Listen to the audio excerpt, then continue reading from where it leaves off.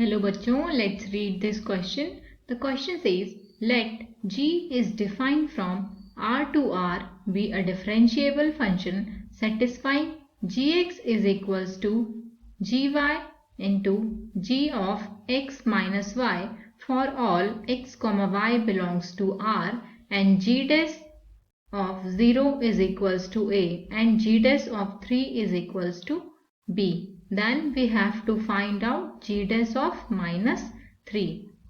So option A is a square upon b, option B is a upon b, option C is b upon a, option D is none of these. So जो की concept हम use करेंगे इस question को solve करने के लिए वो है integration of g dash x upon gx into dx is equals to log gx होता है. दूसरा integration of a into dx is equals to ax. So हमें क्वेश्चन में गिवन है gx is equals to gy into g of x minus y.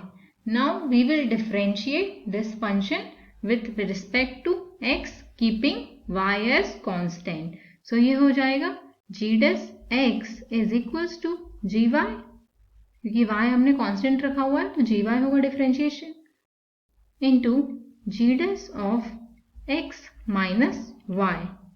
Now put x is equals to y. तो ये हो जाएगा g dash of x is equals to gx into g dash of 0.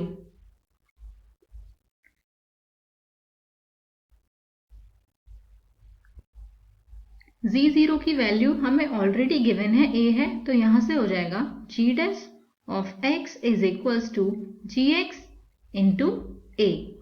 So इसे हम लिख सकते हैं integration of g dash x upon gx into dx is equals to integration of a into dx.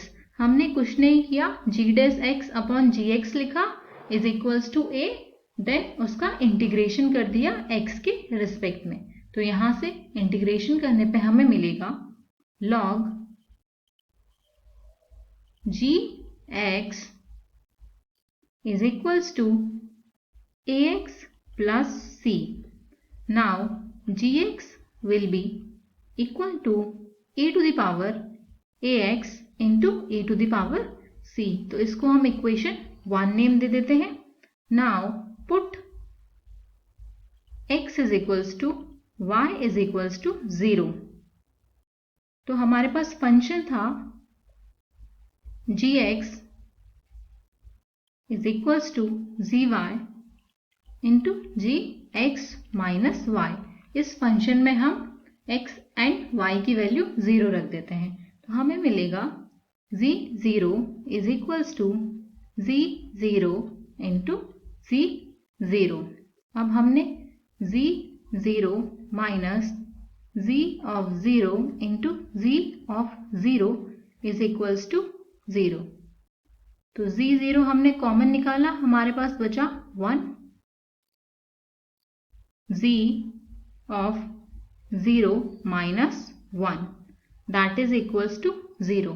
या तो z0 की value 0 के equal होगी या फिर z0 minus 1 की वैल्यू इक्वल होगी. तो यहाँ से दोनों कंडीशन देख लेते हैं. तो फर्स्ट कंडीशन है z0 की वैल्यू 0 हो या फिर z0 minus 1 की वैल्यू 0 हो. तो z of 0 is equals to 0 नहीं हो सकता क्योंकि हमें क्वेश्चन में already g dash of 0 is equals to a given है. तो ये वैल्यू पॉसिबल नहीं हो पाएगी. z0 of 0 is equals to 0 possible नहीं है.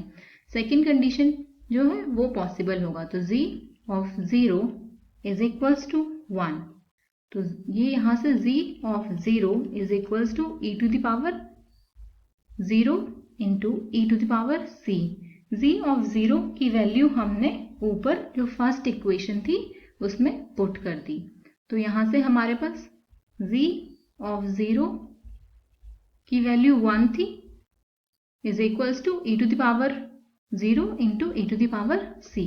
तो 1 is equals to e to the power 0 होता है 1 और e to the power c। तो यहां से e to the power c की वैल्यू हमारे पास 1 आ गई।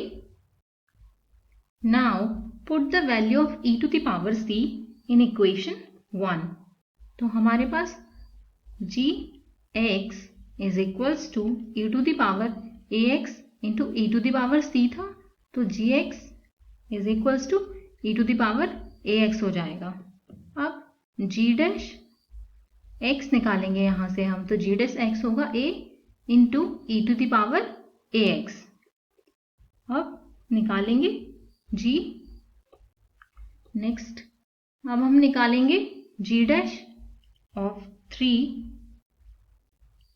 Is equals to a into e to the power 3a और g dash of -3 is equals to a into e to the power -3a।